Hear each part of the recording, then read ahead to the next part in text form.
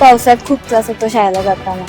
10वी पर्यंत आम्ही असंच ह्याच रस्त्यावरून जात आहे. या रस्त्याने जाताना खूप त्रास होतो. तर 2019 ते 2024 या काळामध्ये माझ्या आमदारांनी हा या रस्त्याला खो घालण्याचं काम केला. नमस्कार, माझे नाव श्रेया सुभाष यादव. मी आता मनमाळात राहते. गेले 10 वर्ष इथं हा रस्ता झालेला नाही. पण असं चिखल होतं की घसरून पडावा माणूस. पण शासनाकडे पण माझी मागणी आहे की हा रस्ता व्हावा. माणूस गेले तर अंगावर चिखळा ते उडतात, तरी ह्याची काळजी घ्यावी. शाळेत जाताना मला काय त्रास होतो? वेळ लागतो शाळेला जाताना, चढण वाट मी काढतात का? हा, आम्ही जाताना असं रस्त्यावर कडेच्या रस्त्याला जायला लागतं, कारण पूर्ण असं मध्ये घसरट झालेला आहे. तरी खड्डे पडल्यात आणि त्यातून गाडी गेली तरी पण नीट चालवता येत नाही. शाळेला जाताना आम्हाला खूप वेळ होतो. या रस्त्यावरून जाताना खूप त्रास होतो. गाड्या येतात जाताना अंगावरती चिखल ते उडतं, त्यामुळे शाळेला जायला वेळ होतो. तर रस्ता इथे राहायला पाहिजे. किती वर्ष आता किती वेळ असतो? आता 9वीला आहे. 9वीत आहे. आता 9वी पर्यंत या रस्त्याने तू जाते. कधी डांबर रस्त्यावर पडलेलं दिसलं तुला? नाही, कधी अंगावर चिखल पावसाळ्यात तर काय त्रास होतो? पावसात खूप त्रास होतो शाळेला जाताना.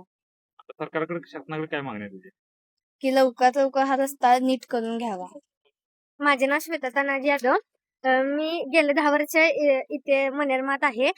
इथून आम्ही मी 10वीला आहे. इथून 10वी पर्यंत आम्ही असंच ह्याच रस्त्यावरून जात आहे. या रस्त्याने जाताना खूप त्रास होतो आणि गाड्या जाताना अंगावर चिकळा उडतात, कपडे खराब होतात, शाळेचे कपडे खराब होतात आणि आम्हाला कडेनं वाट काढत जावं लागते. आणि काय इतर मागणी आहे त्याला? माझी अशी मागणी आहे की हा रस्ता दुरुस्त व्हावा आणि आम्हाला शाळेला जाताना त्रास होऊ नये, त्याची काळजी घ्यावी. नम्र विनंती आहे. मी सुरेश कनगले गेली 15 वर्ष या भागात राहिला आहे. तिथं आल्यापासून बघतोय हा रस्ता जो आहे चिखलाला दिसतो, हा कधीही बंद झालेला नाही. इकडे कोणतेही नेते अथवा शासन इकडे लक्ष देत नाही आणि रस्ता आहे का खड्डा आहे का, खड्डा आहे का रस्ता आहे हे कोणाला काही समजत नाही. आणि गेले कित्येक दिवस याची अवस्था इतकी वाईट आहे. भारत एका आधुनिक तंत्रज्ञानाकडे जात आहे तर आणि ही आपली अवस्था जर खड्ड्यातून जात असताना सगळं चिखल अंगावर येतो आणि त्याच परिस्थितीनं आम्ही अतिशय कष्टानं इथून जीवन जगत आहोत.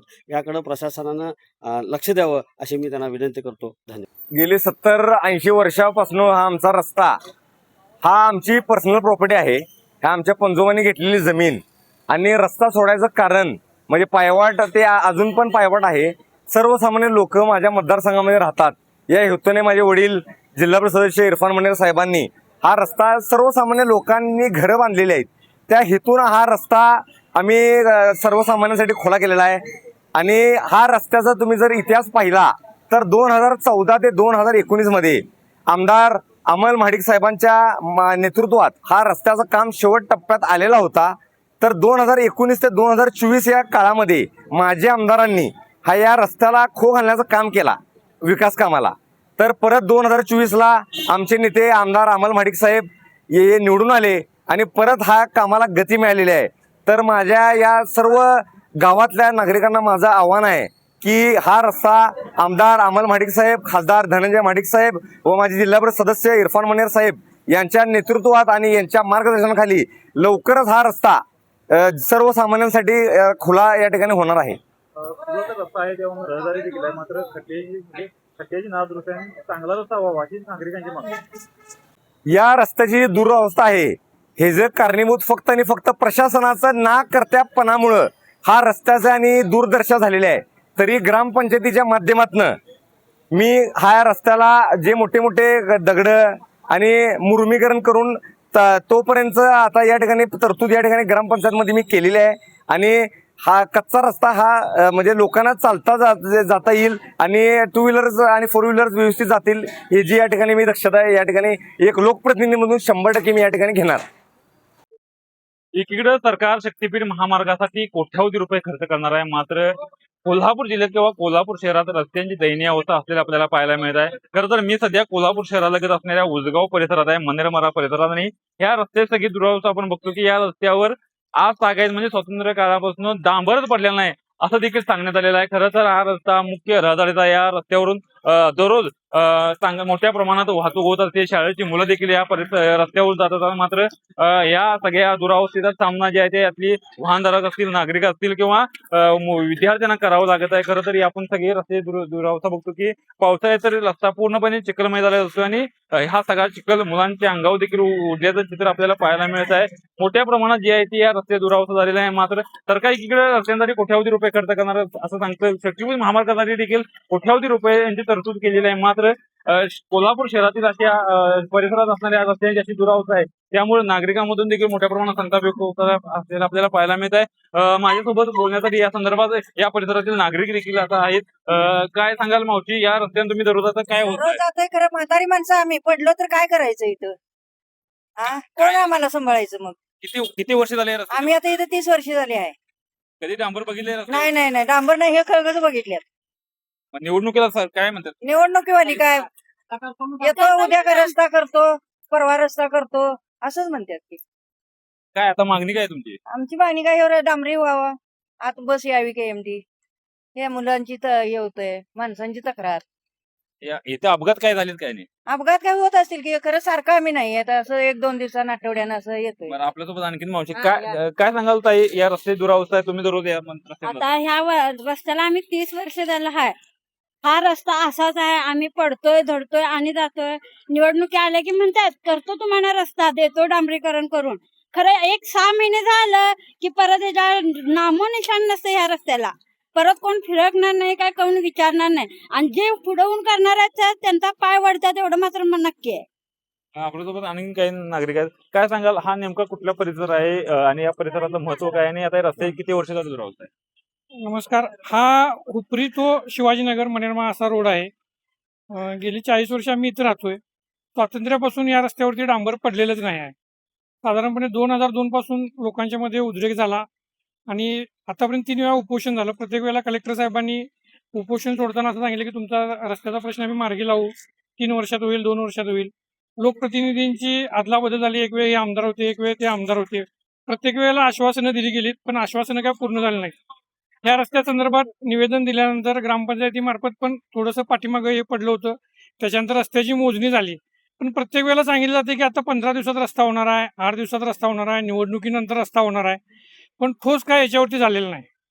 माझं असं म्हणणं आहे की आता आश्वासन नको, ठोस हे पाहिजे. आणि किती दिवस आमची मुलं ह्या चिखलातून जाणार, पेशंटना त्रास होतो, इकडे बस येत नाही, हा रस्ता असा असल्यामुळे ॲम्ब्युलन्सची सोय नाही, दवाखाना नाही, लोकांना भयंकर त्रास होतो. 1-2-3 डिलिव्हरी तर आमच्या इथं रस्त्यातच झाल्या. मध्यंतरी एक अपघात झाला होता, पेशंट तिथंपर्यंत नेईपर्यंत वारला हा रस्ता असा असल्यामुळे. जर समजा स्टँडवरून एखादा पाहुणा इकडे आला तर रिक्षा इकडे येत नाही त्याच्यामुळं, कारण हा रस्ता खराब आहे. तर मला असं सांगायचं आहे, कोणीही लोकप्रतिनिधी असू देत किंवा प्रशासन असू दे, जिल्हाधिकारी साहेब असू देत, की याच्यावरती आता अंमलबजावणीची गरज आहे, तुमच्या आश्वासनांची गरज नाही आहे. लोक वैतागलेले आहेत.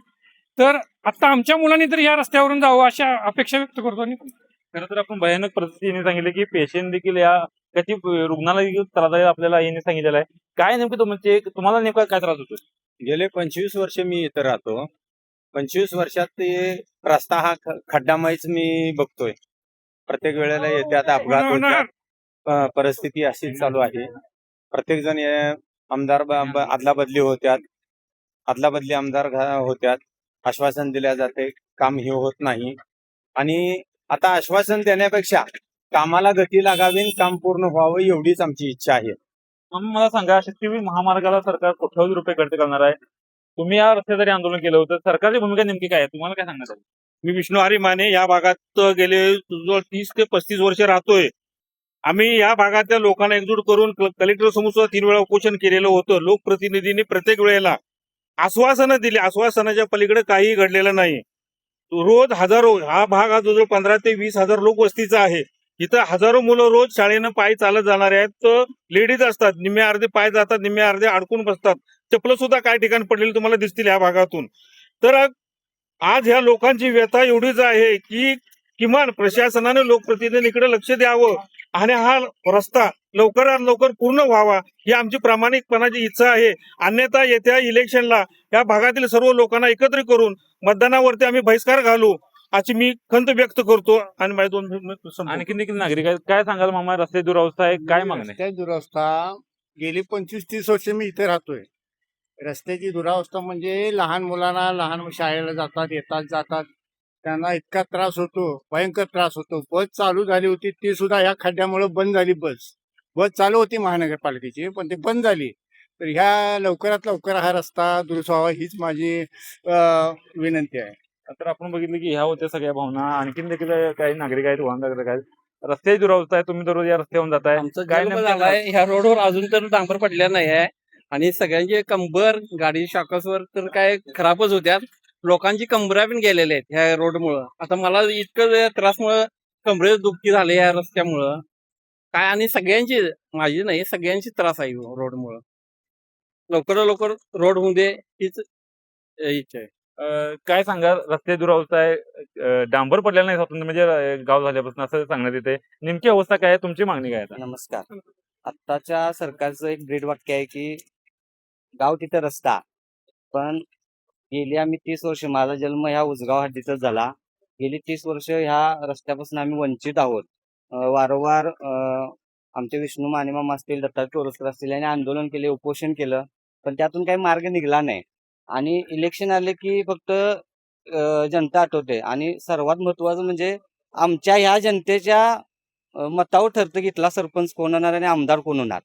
ह्या आमच्या जनतेच्या ह्याच्यावर ठरतं आणि आम्हालाच गृहीत धरलं जात नाही. किती वर्ष आम्ही हा त्रास सहन करायचा.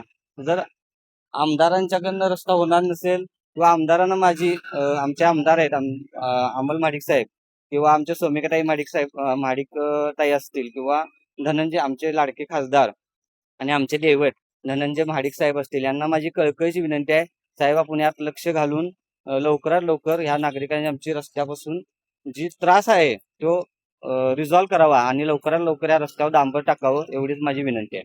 तर आपण बघलो या नागरिकांच्या तीव्र भावना होत्या कशा प्रकारे, कारण गाव झाल्यापासून स्वातंत्र्य काळापासून रस्ते दुरावस्था आपल्याला पाहायला मिळत आहे. काय सांगाल, रस्ते दुरावस्था आहे, कशा प्रकारे त्रास होतो?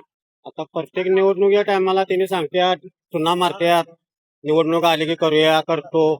आणि ह्या रस्त्याला आता मी 25 वर्ष झाली इथं राहायला आहे.